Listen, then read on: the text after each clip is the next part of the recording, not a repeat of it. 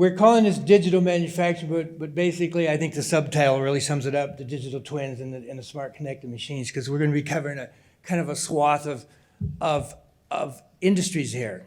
Everything from aerospace through packaging and oil and gas. So we kind of we got everything covered here. So I'm gonna start off let's go back here.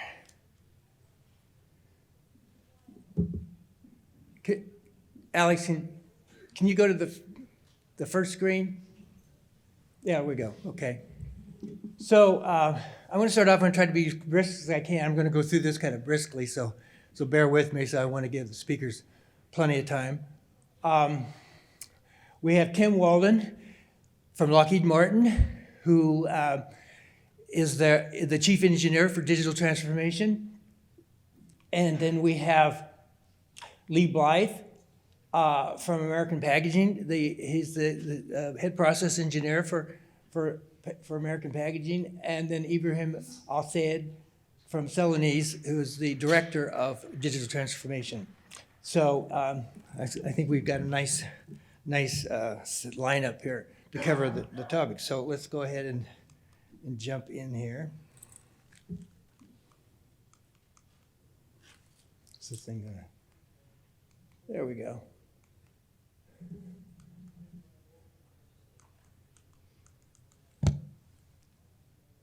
I guess you're going to have to forward. This doesn't seem to be. There we go. Whoops. Maybe it's just right. There we go. I've covered this a little bit in the past, but I just want to cover the general topic here.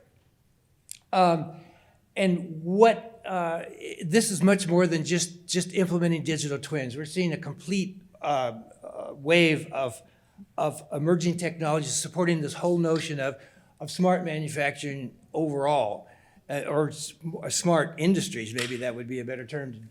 And there's been a number of things that have been driving this recently, for last actually several years. The industrial Internet of Things, obviously, and connected assets, because you can't have a digital twin until you have everything connected. So that's been happening through this entire digital transformation, if you will. The intelligent edge is really where we're going in terms of having processors designed for AI and ML at the device level. So the smart device level is really going to be part of the implementation. In other words, the sensors and the equipment and getting the data out is going to be driven by machine learning and inferencing engines built into the processors. So I won't go into that in too much detail because I've covered that in the past. And of course, what we want to get out of all this is analytics, operational intelligence, optimization of the processes of the product optimization, process optimization, and managing our assets in the field. And then there's some ancillary things that are really happening in conjunction with or parallel to all of this. Like we're seeing a lot of advanced robotics and intelligent automation, cyber physical systems that have been emerging for the last few years. And it's very specific things like additive manufacturing, in generative design and so forth on the product side. It's interesting. We've been bantering around for a definition for the digital twin. There's a lot of definitions out there today, depending on the industry, depending on the technologies involved, and the whole notion of the digital twins has really been around for a decade or more, you know. And so this is a basic definition I think that we at ARC have kind of come up with, and I think it really focuses on the as designed, the as built, and the as maintained, because then it covers all the areas I just talked about. And it's the merging of the physical product of the process and so forth. But it's augmented by things like real-time, by simulation, modeling, augmented reality, and all those kinds of things. But what I really want to kind of focus a little bit on today is the data. It's the data, stupid. This is what it really comes down to in the configuration. I mean, put it that way. What was interesting, just as a little ancillary, I thought I'd see what Chat GPT would do if I asked for a definition. And I asked for a definition, and it gave me one that wasn't too far off from this. So it was kind of interesting. So we'll see how that goes. So how's it being implemented today? Of course, I mentioned asset lifecycle management, maintenance in the field, augmented reality, things like that. For the maintenance technicians and so forth, they have a lot of really sophisticated tools now that they're beginning to implement. Not everyone, but they're beginning to use them. I mentioned the intelligent edge, smart devices, and the sensors, and of course, operational simulation. Simulation on the virtual side, and this is really at the heart of this, being able to simulate the real world, the physical world. Things like virtual commissioning, which have been around for a long time, and the digital twin is really more of a continuous real-time instance of a one-time, one-off thing that happens with the virtual commissioning. And of course, we see a lot more implementation of cyber physical systems and so forth, and a lot of AI embedded intelligence going on around there. This is one way that we like to look at the digital twin, involving multiple dimensions or axes, if you will.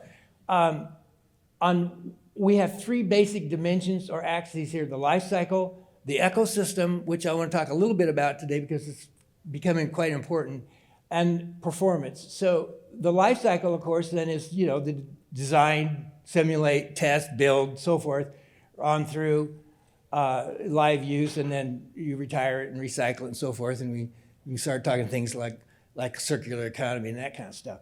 But and then performance, we really are trying to figure out what operational performance is, and this is one of the first things that we're going to be doing with the implementation of digital twins. So it starts with data models and analytics, and of course the physical things like connectivity and functionality, and then of course the intelligence that we're going to build into the systems. But then what's interesting is everything sort of centers around the live use or the operations and maintenance. And then in the ecosystem, this is really where the importance of building the data models and extending the digital twin out so that you really cover things, not just the product, but you start with the product design, and then you go into your production systems, your factory facilities, and then your assets, which are going to be in the field or whatever, on the mission, or whatever your product is going to be doing out there in the real world, down to the company, to the enterprise level, and then to the supply chain, which has a lot of importance, even more so today, the focus being that we want to tie all this together. So that's one way we look at this. And I'll go through these rather briskly. The role of digital twins in industry. The concept is not new, but all these technologies and advancements that I've been talking about is what has been taking it to, or evolving it and taking it to the next levels. We use digital twins of the product, the production processes, and as far as manufacturing goes, they can significantly reduce the assembly, installation, and validation of production systems. Manufacturers need to focus on the operational digital twin for performance, or what we call operational or the performance digital twin, and making sure that their as built and as maintained is configuration. The physical side is really as accurate and detailed as possible. Of course, digital twins can definitely extend out to the supply chain, and that's the whole idea. We want to optimize not only the life cycle, we want to optimize the enterprise and the supply chains too. And then, of course, virtual simulation of factories and production systems, of facilities, of plants, refineries, whatever the case may be. We want to virtually simulate the physical world. That's basically where we're coming. One way to put this is the design, build, operate, maintain life cycle is connected by a digital thread, which we've talked a lot about. And the digital twin is really, at the end of the day, it's an operational implementation enabled by a digital thread. So some of the challenges that we've seen, companies are really interested in you know, I'd say 75% of companies out there are probably doing something around IoT and something around digital transformation that is going to enable them to maybe implement some form of a digital twin at some point. And may start off with, you know, predictive and prescriptive analytics and so forth. Again, I'll emphasize companies need to provide the exact individual physical configuration of the product or asset in the form of operational data. A CAD model, and this is another important point, or a virtual simulation or a BOM, engineering BOM or whatever, it's not a digital twin. You don't get a digital twin until you build the physical product.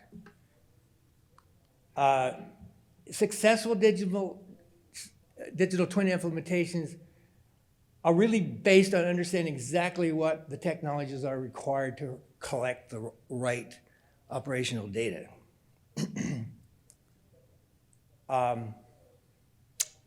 Physical configuration is as important as the virtual design.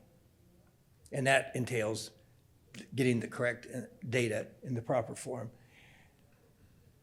The digital twin is not necessarily created through a process of abstraction, but instead captured through real-world physical sensors, industrial IoT endpoints, and intelligent edge devices, and so on.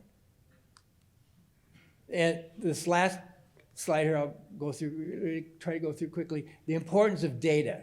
This is something that I think that we're at this implementation phase where everyone's understanding that it's really about the data. For an operational, the digital twin needs contextual and configurational data. A digital twin cannot necessarily function as a standalone, but it's part of an overall ecosystem of digital twins that represent the entire life cycle or the operations in themselves.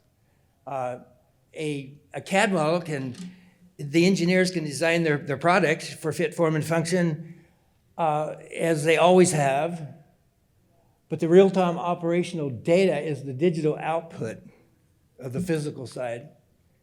So contextualized and configured data is essential, and one of our speakers is going to really focus on that today. It's essential to the creation of the operational performance base, and so most manufacturers probably need to build some kind of a dynamic data model that mirrors the functional configuration of the products themselves and the assets that are based on this digital twin ecosystem. Okay, so that's all I've got.